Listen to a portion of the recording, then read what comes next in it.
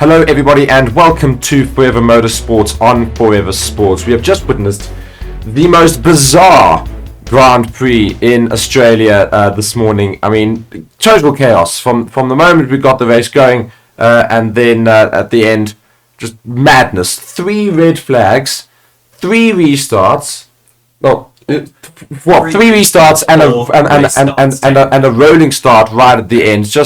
But I mean, the FIA must come under some serious fire for I think what occurred today and things. And talking you through this Grand Prix is just on another level. I mean, we had so many people not even finish the Grand Prix. I think that's also the scary part. The fact that we had so many retirees not able to finish the race. I mean, even before the first lap, we already had a red flag. I think they gave a red flag for the Charles Leclerc incident.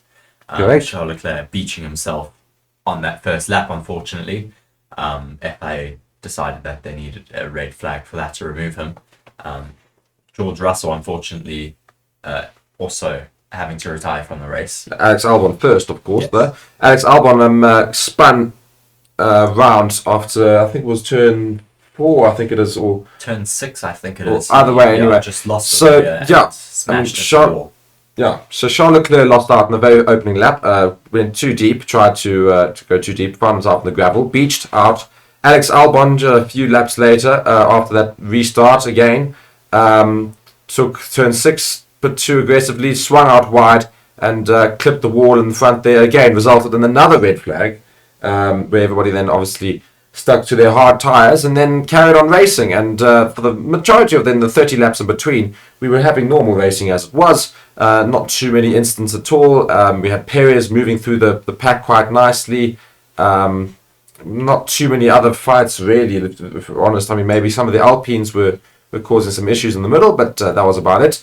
And then George Russell, who was trying to fight it out near the top, unfortunately also had a DNF. Having to had an engine issue there, flames sparking out the back there.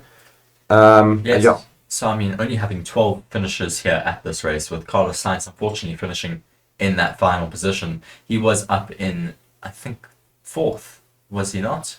Yeah, he was behind Fernando Alonso, but then on the second to last restart, he managed to spin Alonso. He hit his rear, so he ended up getting a 5-second time penalty, which just put him right at the end of the field. Yeah, as I said, we run through the race. We go through the 30 laps there, going through. Russell, as I say, had that DNF, and then we got right to the end there.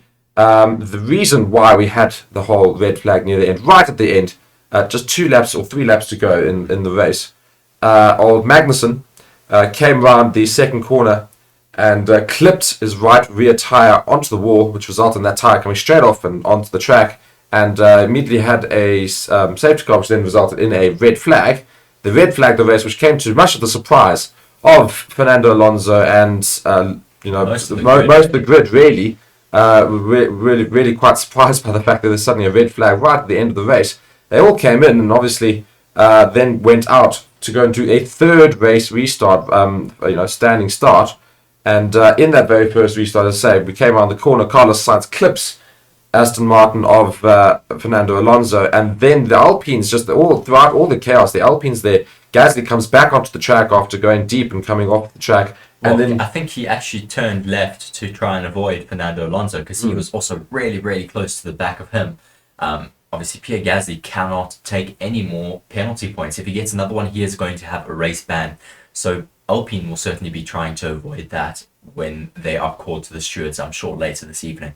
Yes, so as I said, the whole incident which occurred, of course, was the fact that Alpine's Gasly and the Alpine rather came round the corner there and came back onto track, slammed into his teammate who he didn't see on the right hand side, and both of them ended up hitting the wall, and both of them having severe damage, leaving seriously bad debris onto the track there, which resulted in them not being able to finish that race. Nick de Vries and Logan Sargent having a very interesting little thing right at that restart as well, right at the back of the pack. Logan Sargent just wasn't able to slam the brakes and went straight into the back of Nick de Vries, taking them both into that first gravel trap and out of the race as well. Lance Stroll almost lost out as well, trying to avoid all those collisions, trying to defend from Carlos Sainz, went deep into that into the second gravel trap and managed to keep the car going though, and as I say, kept it going throughout that incident. So as I said, we had losses of Charles Leclerc, Alexander Albon, George Russell, Kevin Magnussen, Logan Sargent, Nick de Vries, Esteban Ocon, and Pierre Gasly all did not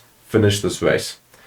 Yes, certainly very interesting to have only 12 finishes in the race. I mean, it was exciting to watch for sure. I mean, we were hoping that Fernando Alonso would reel in Hamilton a little bit more and have a bit of a fight near the end. That would have been very exciting, and you never know, it could have happened without all of the safety cars and the red flags and restarts. But in the end, I think Max Verstappen certainly deserved the win here today, after losing first position at the beginning of the race, but then just being able to reel back in Hamilton and build out at one point. I think it was close to 10 seconds to his lead. Yes.